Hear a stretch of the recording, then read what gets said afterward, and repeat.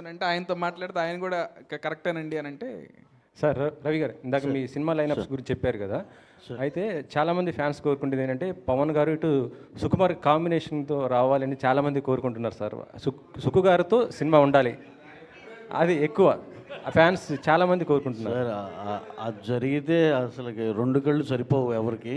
కాకపోతే సార్ ఉన్న బిజీకి ఆయన డిప్యూటీ సీఎం ఆయనకి చాలా రెస్పాన్సిబిలిటీస్ ఉన్నాయి కాబట్టి I don't think he can give అంటే సుకుమార్ గారు కావాల్సినంత టైం ఇవ్వలేరని, దాన్ని ఎందుకు అందరికీ నచ్చుద్ది అది అలా ఉంటే ఆ సినిమా జరిగితే అని.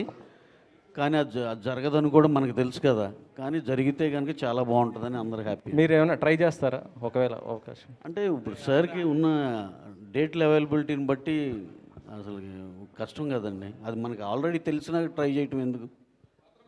Thank you Venky Venky yeah one last question Venky Venky Phani గారు వన్ సెకండ్ సార్.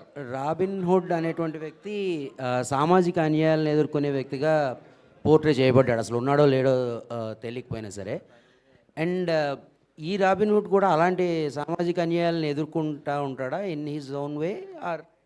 అంటే నాకున్నది ఏంటంటే నాకు తెలిసిన హీరో ఏంటంటే నీడీ పీపుల్కి నిలబడే ప్రతి ఒక్కళ్ళు హీరోనండి. సో ఇప్పుడు రాబిన్ హుడ్ కూడా ఏంటంటే అవసరం ఉన్న వాళ్ళకి నిలబడతాడు. సో అలాంటి ఆ టైటిల్ జస్టిఫికేషన్ అయితే ఉంటుంది సార్. Thank you.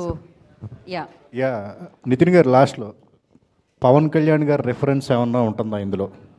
దీంట్లో లేదండి, దీంట్లో ఏం లేదు. ఉంటే ఎందుకుందని అంటారు, లేదంటే ఎందుకు లేదు అంటారు. అన్నీ మీరే మాట్లాడి మళ్ళీ నా చేతిలో పెడతారు మైక్ మీరు. ఆల్ ద బెస్ట్ అండి. Thank you so much. And thank you అండి. March 28th Robin Hood, save the date and థియేటర్స్కి వెళ్ళండి అండ్ సూపర్ బిగ్గెస్ట్ సక్సెస్ని